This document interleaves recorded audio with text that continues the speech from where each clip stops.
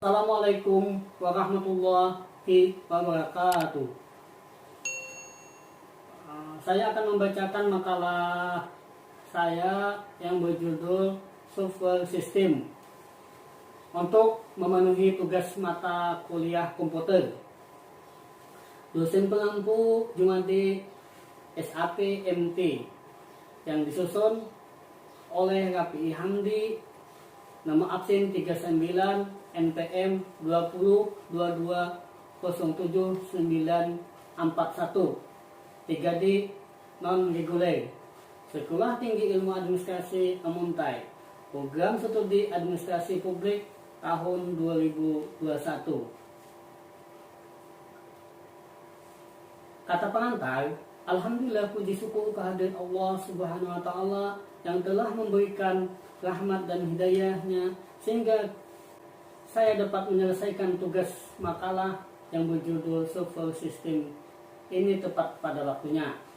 Adapun tujuan dari penulisan makalah ini untuk memenuhi tugas dari Bapak Jumadi SAP MT pada bidang studi komputer. Selain itu, makalah ini juga bertujuan untuk menambah wawasan tentang software system bagi para pembaca dan juga bagi penulis.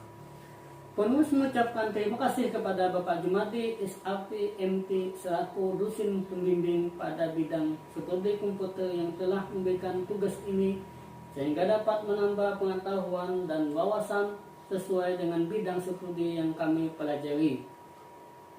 Oleh karena itu, kritik dan saran yang membangun, penulis sangat mengharapkan demi kesempurnaan makalah ini, penulis menyampaikan terima kasih dan berharap makalah ini dari awal sampai akhir dapat memberikan manfaat kepada semua orang.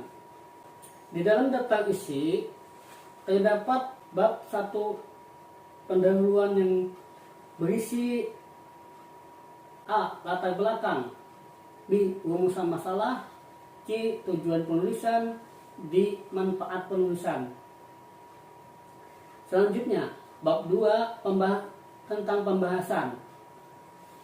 A. Pengertian software system, B. Jenis-jenis software system, C. Contoh software system. Yang bab ketiga, penutup. Penutup terdapat kesimpulan, saran. Bab 1 pendahuluan. A. Latar belakang masalah. Di masa ini, perkembangan dan kemajuan teknologi informasi dan komunikasi telah berkembang dengan sangat pesat. Pada saat zaman batu, teknologi informasi dan komunikasi dianggap sebagai sesuatu yang tidak mungkin. Kini telah menjadi kenyataan. Dengan teknologi yang luas ini, kita harus dapat memanfaatkannya. Di antara teknologi informasi yang hampir di setiap tempat kita temukan adalah komputer. Sekarang komputer sangat berkembang pesat, hampir setiap tahun komputer selalu mengalami perkembangan. Sedangkan model dan desain dari komputer itu sendiri juga mengalami perkembangan. Dulu apabila orang ingin menggunakan komputer maka hanya bisa di kantor atau di rumah. Kalau sekarang mereka bisa menggunakan komputer tersebut di mana saja mereka inginkan. Software yang kita gunakan sekarang ini tidak serta-merta muncul begitu saja, melainkan melalui proses yang panjang dalam evolusi. Hal ehwal munculnya komputer mungkin dapat dilihat dalam kilas balik sejarah. Sejak digunakannya abakus ditemukan di Babilonia atau Irak sekitar 5.000 tahun yang lalu. Sebagai alat perhitungan manual yang pertama, baik di lingkup sekolah maupun di kalangan pedagang, saat itu kesemuanya masih berbentuk mesin sepenuhnya tanpa tenaga listrik. B. Rumusan masalah, C. Tujuan penulisan, D. Manfaat penulisan. Dengan adanya makalah ini diharapkan dapat membantu lebih memahami mengenai software sistem dan jenis-jenisnya. Bab 2. Landasan teori. A. Pengertian software. Software disebut dengan perangkat lunak, merupakan kumpulan beberapa perintah yang dieksekusi oleh mesin komputer dalam menjalankan pekerjaannya. Perangkat lunak ini merupakan catatan bagi mesin komputer untuk menyimpan perintah maupun dokumen serta arsip lainnya. Kebanyakan masyarakat saat ini membagi komputer menjadi 2 bagian. Bagian pertama adalah hardware yang merupakan perangkat fisik yang ada di dalam komputer. Dan bagian yang kedua adalah software komputer yang memberitahukan hardware mengenai apa yang harus dilakukan dan bagaimana melakukannya. Sebagian besar dari software komputer dibuat oleh programmer dengan menggunakan bahasa pemrograman. Pemrogramer menulis perintah dalam bahasa pemrograman seperti layaknya bahasa yang digunakan oleh orang pada umumnya. Dalam melakukan perbincangan, digunakan oleh orang pada umumnya dalam melakukan perbincangan, perintah tersebut dinamakan software kode. Program komputer lainnya dinamakan controller yang digunakan pada seluruh kode dan kemudian mengubah perintah tersebut ke bahasa yang dapat dimengerti oleh komputer dan hasilnya dinamakan program executable. B. Jenis software. Secara umum ada 2 jenis software. Pertama adalah software aplikasi. Software aplikasi adalah software yang dibuat untuk tujuan atau kepentingan spesifik. Contohnya Notepad untuk teks editor, Winamp untuk memutar file audio dan sebagainya. Kedua adalah operating system. Operating system adalah software yang menjadi tempat semua software aplikasi berjalan. Contohnya adalah Microsoft Windows, Linux, Mac OS dan sebagainya. C. Pengertian operating system. OS, sistem operasi. Sistem operasi komputer adalah perangkat lunak komputer atau software yang bertugas untuk melakukan kontrol dan menjamin perangkat keras dan juga operasi dasar sistem, termasuk menjalankan software aplikasi seperti program-program pengolah data yang bisa digunakan untuk mempermudah kegiatan manusia. Sistem operasi dalam bahasa Inggris disebut operating system atau bisa disingkat dengan OS. Sistem operasi komputer merupakan software pada lapisan pertama yang diletakkan pada memori komputer atau memori komputer. Dalam hal ini ada hard disk, bukan memori RAM. Pada saat komputer dinyalakan, sedangkan software lainnya dijalankan setelah sistem operasi komputer berjalan. Dan sistem operasi akan melakukan layanan ini umum untuk software itu. Layanan inti umum tersebut seperti akses ke manajemen memori, scheduling, dan antarmuka user, sehingga masing-masing software tidak perlu lagi melakukan tugas-tugas inti umum tersebut karena dapat dilayani dan dilakukan oleh sistem operasi. Bagian kode yang melakukan tugas-tugas inti dan umum tersebut dinamakan dengan kernel suatu sistem operasi. Sistem operasi berfungsi sebagai penghubung antara lapisan hardware dan lapisan software. Sistem operasi komputer juga melakukan semua perintah-perintah penting dalam komputer serta menjamin aplikasi-aplikasi yang berbeda fungsi dapat berjalan lancar secara bersamaan tanpa hambatan. Operasi komputer. Jika beberapa aplikasi berjalan secara bersamaan, maka sistem operasi komputer akan mengatur jadwal yang tepat sehingga sebisa mungkin semua proses pada komputer yang berjalan mendapatkan waktu yang cukup untuk menggunakan CPU dan tidak saling mengganggu dengan perangkat yang lain. D. Jenis operating system atau sistem operasi. A. Microsoft Windows. Di dalam Microsoft Windows ada 13 bagian, yaitu 1. MS DOS. 2. Microsoft Windows 1.0. 3. Microsoft Windows 2.0. 4. Microsoft Windows 3.0. 5. Microsoft Windows 95. 6. Microsoft Windows 98. 7. Microsoft Windows 2000.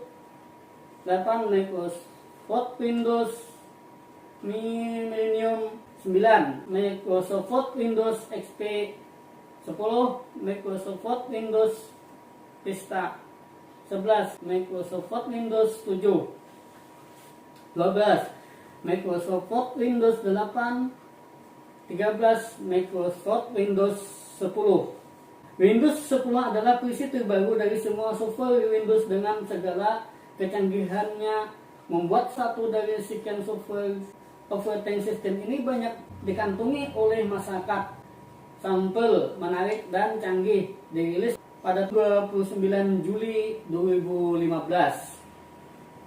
Pada November 2015, threshold 2 dari Windows 10 atau P10.10.1058.6 dirilis ke publik. B. Onyx Operating System. Onyx adalah sebuah sistem operasi komputer yang diawali dari project Multiplex Information and Conversion Service pada tahun 1965 yang dilakukan American Telephone and Telegraph. Onyx dikembangkan oleh banyak pihak. Setiap pihak yang mengembangkan Onyx menambahkan teknologi miliknya ke dalam Onyx yang meskipun hal itu di luar standar, mampu menjadikan sistem operasi Onyx lebih kuat atau lebih andal. C. Linux. Linux adalah jenis sistem operasi open source yang programnya dapat dimodifikasi dan distribusikan oleh siapa saja di seluruh dunia. Sistem operasi Linux berbeda dari sistem operasi Windows yang bersifat proprietary. Hanya dapat dilakukan oleh perusahaan pencipta Windows. Beberapa keuntungan Linux adalah gratis dan tersedia banyak varian Linux yang dapat Anda pilih sesuai dengan keinginan Anda. Berkembang Linux ada 5 macam, yaitu 1. Slackware Linux. 2.